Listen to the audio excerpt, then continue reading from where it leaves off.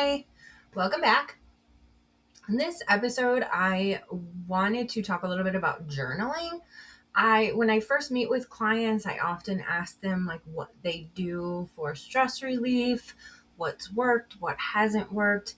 And a lot of times what they tell me is, "Oh, I've tried this or I've tried that." And one of the things they've typically tried that hasn't worked is journaling. And so I wanted to create this video. I created it for actually my other channel, which is called your emotional support channel. But I also thought that it was good to kind of bring up in this counseling realm as well to talk about how we teach our clients to journal.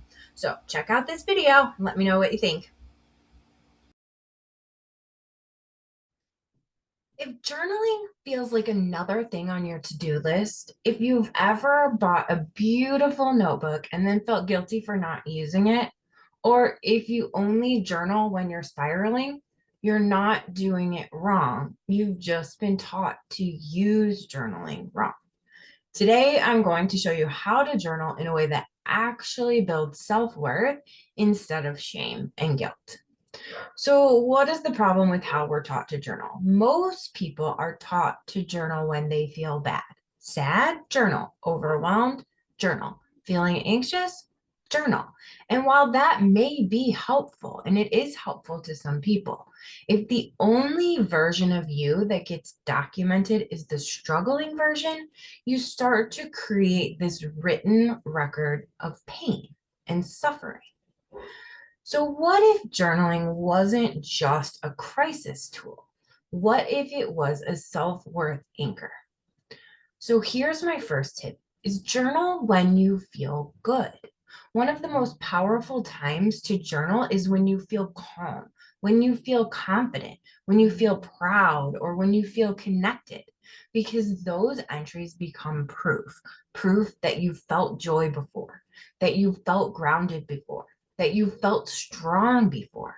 And then when you hit a hard season, which we all do, you can look back and see, oh, this isn't permanent. I've been here before and I found my way back.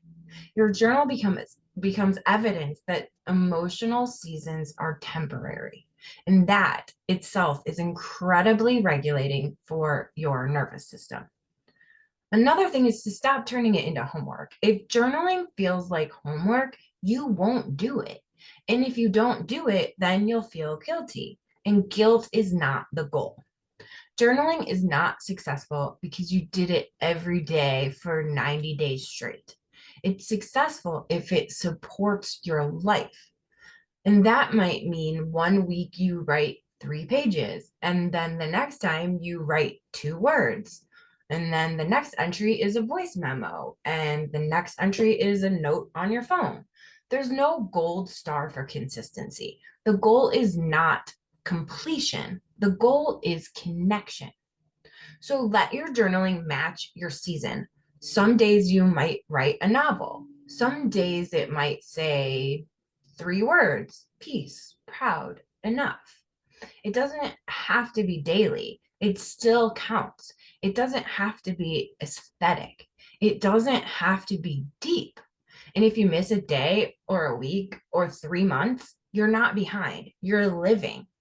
Pick it up whenever you can, like nothing happened. No apologies required.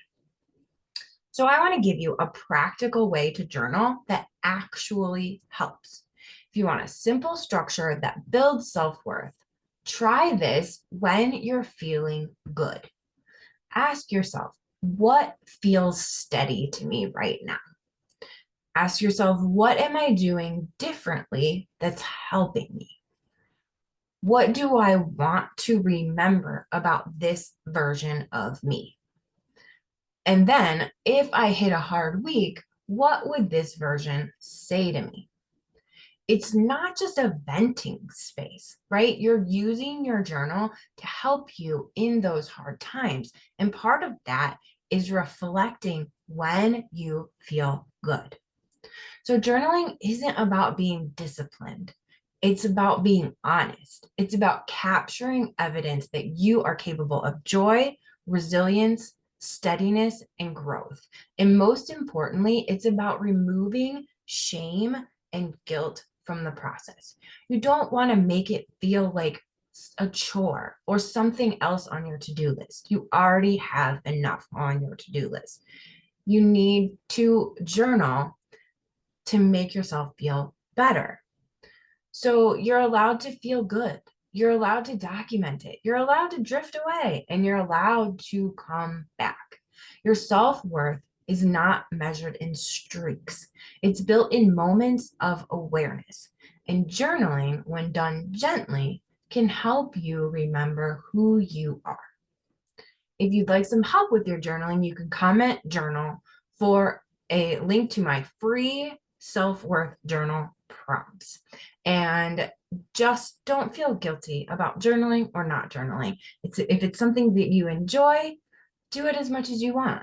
But if it's something that you really want to try to do to help improve your self-worth, then please take my tips to heart. I'll see you next time.